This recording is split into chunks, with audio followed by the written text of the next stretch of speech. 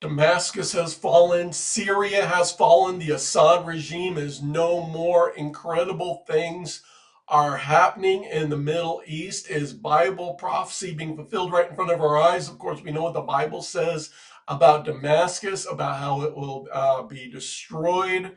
And so are the events that we're witnessing right now playing up to that time, leading up to that time. I want to show you some incredible footage today of the fall of Damascus, of the fall of Syria. This first one I want to show you is the Prime Minister of Syria. Of course, Assad supposedly got out of Syria. There had been reports that he might have been on a plane which was destroyed, but that at this point the Russians are saying Assad and his family made it safely to Russia, that he's being given asylum in Russia.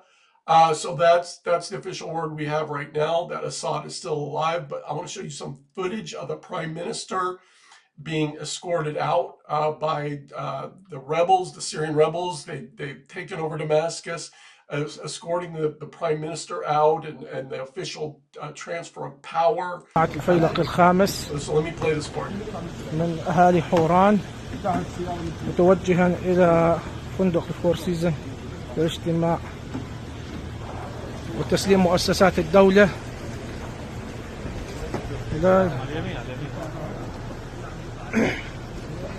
لأبطال جيش الأرض. Absolutely stunning footage of the prime minister being escorted away, leaving his post, turning over power to the rebels. Let me show you another one. This is of Assad's house in Damascus. The locals showed up and they're having a good time. So let me play this for you for a minute.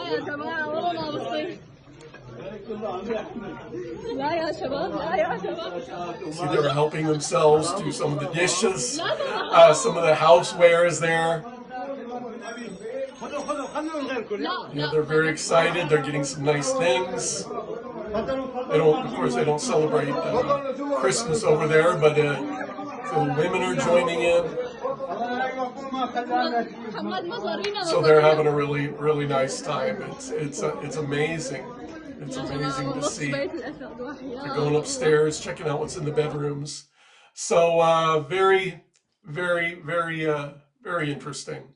Okay, now let me show you one of the first things that the rebels did when in wherever they've gone, but especially in Damascus, they started knocking over the statues of Assad and everything else. So let me play this for you, the Assad statue being toppled over by the rebels in Damascus. With the push, this statue of Hafez al-Assad, Bashar al-Assad's father, topples to the ground. In Kamshili, an autonomous province of Syrian Kurdistan in northeast Syria, locals have been celebrating the fall of the Assad regime since the early hours of the morning. I can't put my feelings into words. We have been waiting for this day for 14 years. The fall of Bashar al-Assad signifies the dawn of a new Syria for us, a life filled with hope, justice, humanity, dignity and freedom. In Damascus, residents were also hopeful for their futures as the jubilant crowds filled the Umayyad Square in Damas Old Town. The Syrian. So you see, they're celebrating, they're having a good time, they're excited. But people need to understand, these jihadist rebels that have taken over, they're Sunni. Some of them come from Al-Qaeda, from ISIS. There are similarities to the Taliban. These guys are not George Washington and the boys. They're not coming in to give freedom and democracy and a Western-style government to the people of Syria. These are Sunni Islamic radicals. They want to impose, if you think of the Taliban in Afghanistan or the life under ISIS, the Islamic State, or Al-Qaeda, that's the kind of governance that these guys want to bring. So Assad, the Assad regime, bad guys. The guys who are taking over, bad guys. Which ones will worse? We'll see. The Assad regime was certainly very bad for Israel, very bad for the region, very bad for the people of Syria. Will these radical Sunni Islamists be any better? We'll see. They also stormed the, let me play this for you for a minute. There's some footage here of, Syrian rebel oops, forces have now taken over Hama. let me go back. I was wanting to play this for you briefly. This is footage of the Iranian embassy. The rebels came in, of course, the rebels that are taking over are enemies of Iran, because Iran, you know, they're Shiites, and they had been closely allied with the Assad regime, but now the Sunnis are coming in. The Sunnis are the enemies of the Shiites, and so the Iranian embassy, that was fair game for the rebels to go in, storm. They looks like they trashed the place, took a bunch of stuff, but so they had a number of different embassies, not just the Iranian embassy. The Italian embassy had some cars stolen and so forth, but it looks like the Iranian embassy got hit really hard. But the loss of Syria is a devastating blow to Iran, because it was part of the Iran had, they were allied with Syria, and it was a gateway to Lebanon, and so much of the missiles and supplies and arms that would go from Iran to Hezbollah and Lebanon would come through Syria. So the loss of Syria, this is just devastating for Iran. Okay, now let me show you Assad's palace, his car collection. فرجوا هذا This is جزء kind من of الكراج humorous تبع here, القصر. where you see جزء هاي اللاند apparently كروزر. this is شوفها an معنا underground مفتاحها facility. He had a bunch معه of trucks. مكتوب عليه Looks لاند like كروزر أسود. looks like that's a شوفها. Lexus there, and in a شوف second شوف there's a اللامبورغيني Toyota حبيبي. truck, and فرج it's going to show فرج some نحن كنا عايشين sports نحن cars. Apparently he enjoyed فرج حبيبي some. Was that a Mercedes I saw there? Just نحن معنا before this بدبي. one. And oh, that's نحن lovely. بكراج That's lovely. الحمار. He apparently really liked to race نحن معنا sports cars بدبي. too. شو ها So Assad has lost his شو ها sports vehicle collection. Couldn't take that with him to Russia. But man, who wouldn't want this kind of يعني على مدى car عيننا collection, والنظر vehicle شو بده collection? يصور ليصور But الواحد. apparently this was his Assad's underground garage there that the rebels went into. And then I've got one more clip here. This is the presidential palace, Assad's presidential palace, being ransacked. The looters having a great time. Someone, as I show you this footage, someone actually put a picture of Assad, portrait of Assad right there. So you know, I just step on it, it's going in and out. هاي بيت الرئيس بيت الحمار. They're grabbing some new clothing. هاي قصر الكلب قصر الأحمر.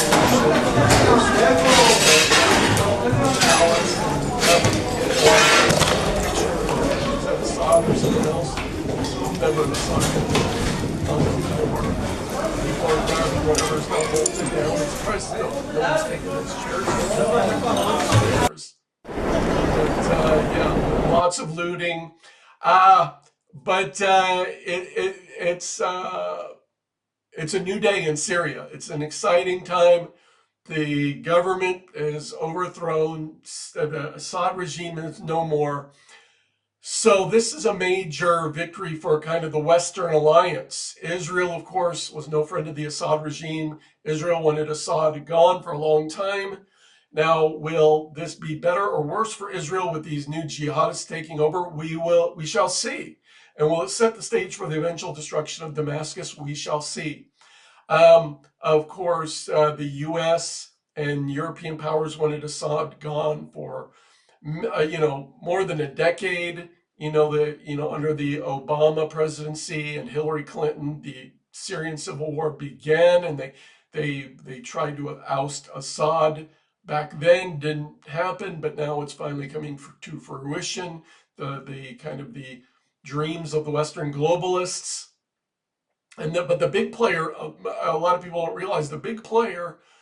It was Turkey was the big force behind this takeover, because they supported and armed and helped the rebel alliance that ultimately took Aleppo and the other cities, and now Damascus, and has overthrown the Assad regime there.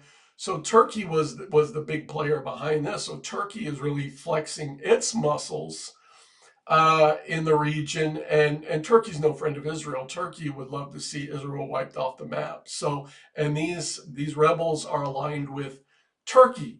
And so now that these rebels have taken over Syria, what will they do? Will they consolidate their power?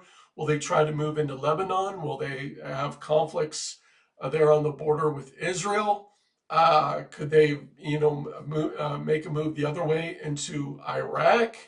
Um, or will they just kind of enjoy their success for now and work on setting up a new government? I don't know, but ultimately Turkey was a huge player here. Iran's a big loser. All Iranian-backed forces have been pulled out of the country. Russia's a big loser. Russia's pulled their forces out. They're abandoning their naval base on the Mediterranean Sea. So Russia no longer has a naval base on the Mediterranean Sea. Russia's a big loser. Syria was their big ally in the Middle East. Obviously, Hezbollah is a big loser. Hezbollah is isolated now and greatly weakened after their conflict with Israel. So Hezbollah is in big trouble, but very isolated now. Obviously, the winners are Israel, Turkey, the Western elite. I think Saudi Arabia is thrilled with this because this is part of their grand chess match with Iran for domination in the Middle East. So this changes things. It certainly moves things forward. Could it set the stage for Damascus being destroyed as we anticipate in Bible prophecy? And what does this mean for the future of the war in the Middle East? Is this going to calm things down now for a while, or will it heat things up, or what is Iran going to do? This has been a tough time for Iran. This has been a tough time. So we'll see what happens. It's a crazy time. This is still a very fluid situation, but it's huge news. It's big news. Assad is gone. Damascus has fallen. It's a new day in Syria. What will that new day bring? We shall see. I want to thank all of you for tuning in. We love you. Please like, comment, and subscribe down below. And thank you all for supporting the new book, Why. It's available on Amazon.com.